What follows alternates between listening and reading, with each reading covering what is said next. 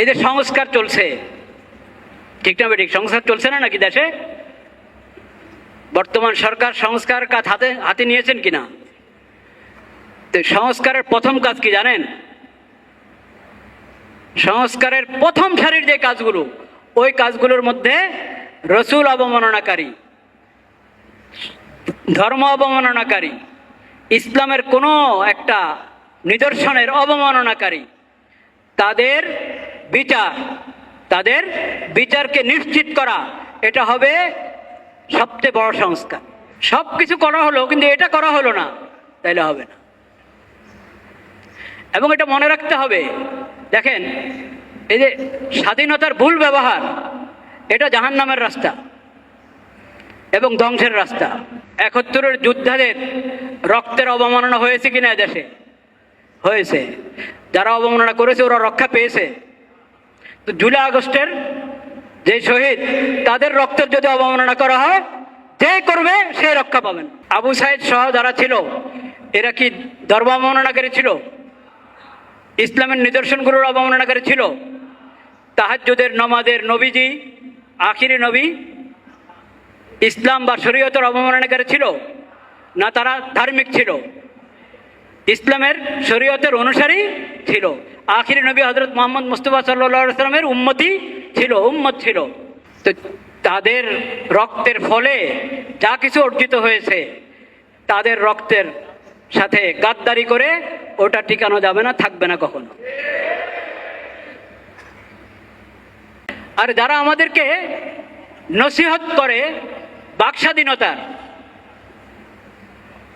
এবং মতামতের স্বাধীনতা, তারা এতটুক ভদ্রতাও তাদের মধ্যে নাই। এতটুক ভদ্রতাও তাদের মধ্যে কি নাই? তোমার কিসমতে যদি তাহাজ্জুদ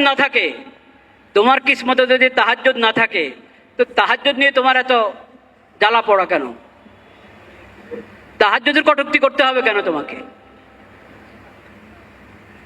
তোমার কিসমতে যদি আখিরি নবী, শ্রেষ্ঠ নবী, বিশ্ব নবী হযরত মুহাম্মদ মুস্তাফা সাল্লাল্লাহু আলাইহি ওয়াসাল্লামের প্রতি ঈমান আনার সৌভাগ্য যদি তোমার না হয়, কিন্তু এত মাথা ব্যথা কেন যে কটূক্তি করতে হবে? এখন একজনের ব্যাখ্যা দাঁড় করিয়েছেন, উনি তাহাজ্জুদের কটূক্তি করা, তাহাজ্জুদের অবমাননা করা ওনার উদ্দেশ্য ছিল না। ওনার উদ্দেশ্য হলো যারা আপনার তাহাজ্জুদের আড়ালে যারা ভণ্ডামি করে, বুঝতে পেরেছেন? ওদের উনি সমালোচনা করেছেন, তাহাজ্জুদের সমালোচনা করেননি। আচ্ছা, এখন কোনো ব্যক্তি যদি তাহাজ্জুদের সমালোচনা করে, তাহাজ্জুদের ব্যাপারে কটূক্তি করে, উপহাস করে, এরপরে এটাকে আড়াল করার জন্য এরকম ব্যাখ্যা দান করায়, সে ভণ্ড কি ভণ্ড না?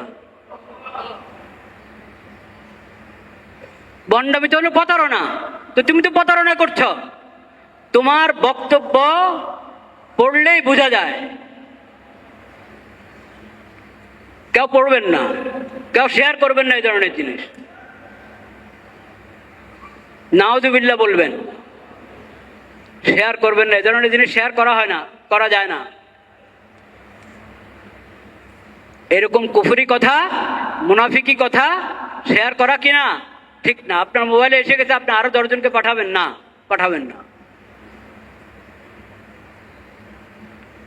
আপনি জায়গা মতে বলে দেন, যারা এটার জন্য জরুরি ব্যবস্থা গ্রহণ করা, যাদের জিম্মাদারি, তাদেরকে বলে দেন। এগুলো শেয়ার করবেন না। এটা শেয়ার করাও গুনাহ। এই ধরনের কুফরি কথা শেয়ার করাও কি গুনাহ। তো এখন সে তাহাজ্জুদের কটূক্তি করছে, কিন্তু বলছে না উনি ভণ্ডদের। কারা ভণ্ড? তাহাজ্জুদ পড়নেওয়ালা ভণ্ড?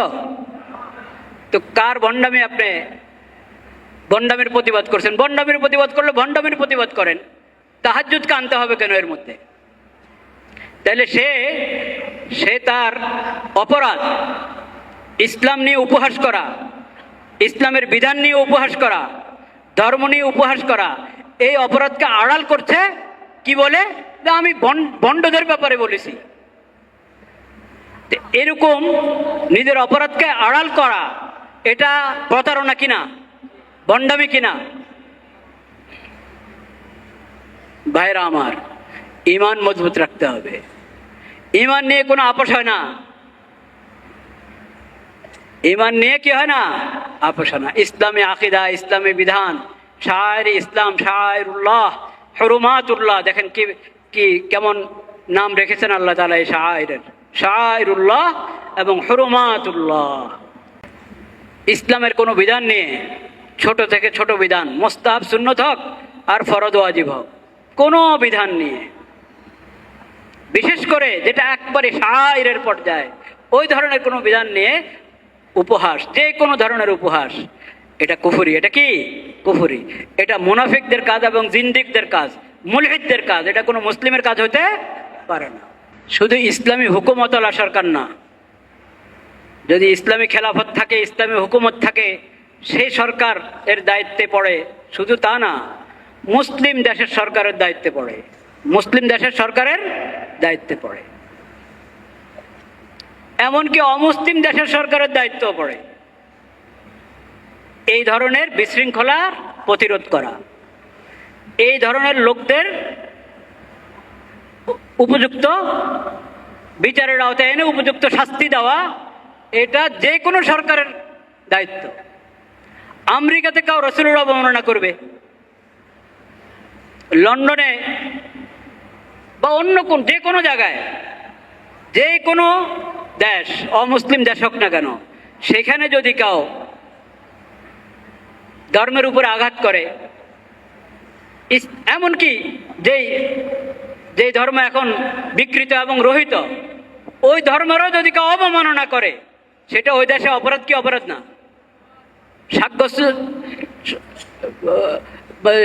শাস্তিযোগ্য অপরাধ কিনা? অপরাধ। এটা স্বাভাবিক বিষয়। এটা তা আল্লাহ তাআলা বলছেন না, কাফের মুশরিকদের মাবুদদেরকে তোমরা কি দিও না? গালি দিও না। তো তাদের ধর্ম বাতিল, কিন্তু ওই ধর্মেরও যদি কেউ এরকম উপহাস করে, সেটা শাস্তিযোগ্য অপরাধ। তোমরা কি বাকস্বাধীনতার উপদেশ দিবা আমাদেরকে?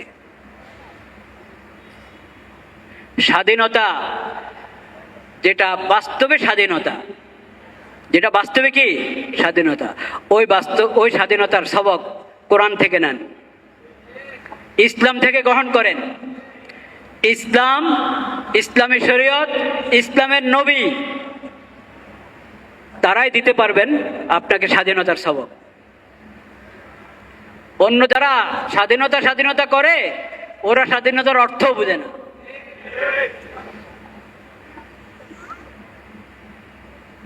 স্বাধীনতার অর্থই বুঝে না।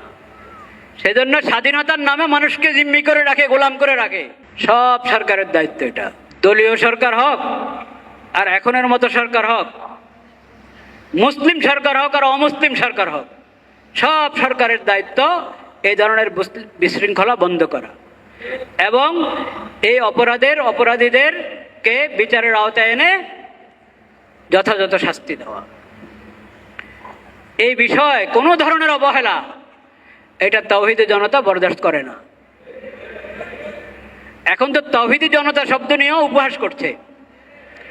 তাওহীদ, তাওহীদি জনতা, মুসলিম উম্মাহ, এগুলোও মিন শাআইরিল্লাহ,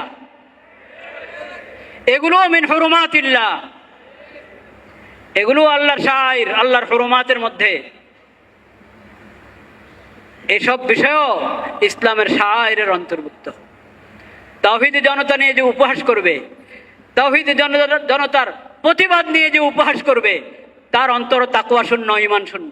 এসব বিষয় উপযুক্ত এবং যথাযথ এবং তাৎক্ষণিক ব্যবস্থা গ্রহণ করা সরকারের দায়িত্ব।